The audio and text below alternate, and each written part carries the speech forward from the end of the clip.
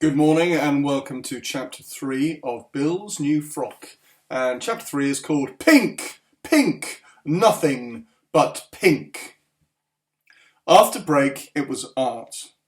Everyone helped to unfold the large plastic sheets that lay over the tabletops and spread old newspapers over them. Then Mrs. Collins sent Layla into the dark cupboard at the back of the classroom to see what was left in the art supplies box. "Are there any coloured chalks left?" "No, they're all gone." Pastels then? Are there any pastels left?" They're still too damp to use after the roof leak." "Well, what about the clay? Is there any clay?" "It's all dried up." "Well, crayons then. Every class says crayons. There must be crayons there." "The infants came and borrowed ours last week, and they haven't brought them back yet." "Right then, it will have to be paint, as usual." So Layla dragged the heavy cardboard box full of paint tubs out of the cupboard, and everyone crowded round to choose their colours. "Here's a pink." "What's that one?" "Pink." "More pink?" "Pink." "I've found some blue." "No, I haven't. It's empty." "I thought I'd found some green, but it's dried up." "There's no white. There's never any white. We haven't had white for years and years." "There's some pink here." "Oh, and this one's pink." "Pink! Pink! Nothing but pink!" Everyone stood up, disappointed. Kirsty voiced everyone's disgust. "What can you do with pink?" she demanded. "You can't paint pink dogs, or paint pink space vehicles, or pink trees, or pink battlefields, can you? If you can only find one colour, it's difficult enough, but if you've only got pink, it's practically impossible. What is there in the world that's all pink?" Yes, what's all pink? Everyone gazed around the room, looking for something that was all pink, so that they could paint it. Some of them stared at the pictures and posters pinned on the classroom walls. Others gazed out of the window across the playground to the street and the shops. One or two of them glanced at one another, and then Kirsty looked at Bill. "No," Bill said. "No, no, no, not me. Absolutely not. You can't." Now, everyone turned to look at Bill. "No," Bill insisted. "I am not all pink." Now Mrs. Collins too was inspecting Bill closely.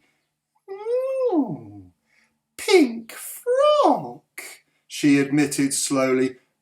"And fiery hair, rich rosy freckles, and a nice deep blush. Yes, you'll do beautifully, dear. You're all pink." "I am not pink." But he was getting pinker by the minute, and by the time everyone had wandered back to their seats, clutching their little plastic tubs of paint, you wouldn't have needed any other colour to do a really fine portrait of him. "Perfect," said Mrs. Collins, and taking Bill Simpson firmly by the hand, she tried to lead him over towards a chair in the middle of the room, where everyone would be able to see him clearly while they were painting him. Bill tried to pull back. Mrs. Collins turned in astonishment at his unwillingness and let go of his hand quite suddenly. Bill staggered back, straight into Nicky, who had just prized the top off his paint tub. A huge glob of pink paint flew up in the air and landed on Bill Simpson's frock. As everyone watched, it gathered itself all fat and heavy at the bottom. Then slowly it slithered down between the folds of material, leaving a thick paint slug trail. Bill Simpson watched in silence as a small pool of pink paint appeared on the floor beside his left foot. Grubby fingerprints around the hem, a huge muddy smudge on the front, a great slimy paint smear down the side. Whatever next? Mrs. Collins inspected the damage and shrugged. Well, never mind, she said. It's only poster paint. I'm sure the frock will wash out beautifully. And once again, she took his hand. There was no fight left in Bill Simpson. Meekly, he allowed himself to be led to the middle of the room. Mrs. Collins arranged him neatly and comfortably on the little wooden chair. There, she said triumphantly, placing a cherry-coloured exercise book in one of his hands as a last touch. All pink. She stepped back to admire her handiwork. Perfect, she said again. Now, is everyone happy? Bill Simpson could have tried to say something then, but he didn't bother. He reckoned there was no point. He knew that whatever he said and whatever he did, this awful day would just keep sailing on in its own way, as in a dream.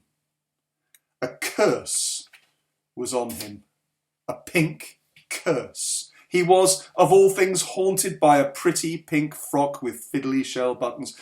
He might as well give up struggling. Like poor Rapunzel trapped in her high stone tower, he'd just sit quietly, waiting to see what happened, hoping for rescue.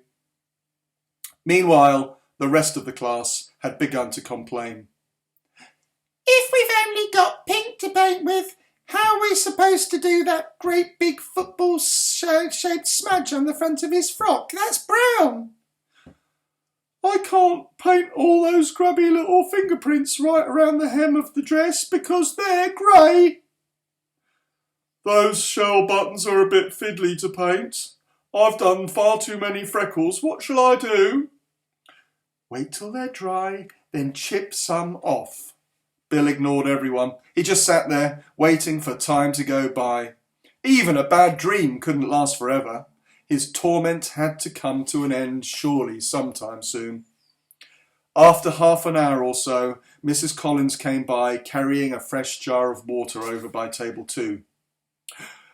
Do try not to look quite so gloomy, dear, she murmured in Bill's ear as he walked past. You're spoiling people's paintings. And Bill was too miserable and defeated even to bother to scowl at the back of her head as she moved off. See you next time.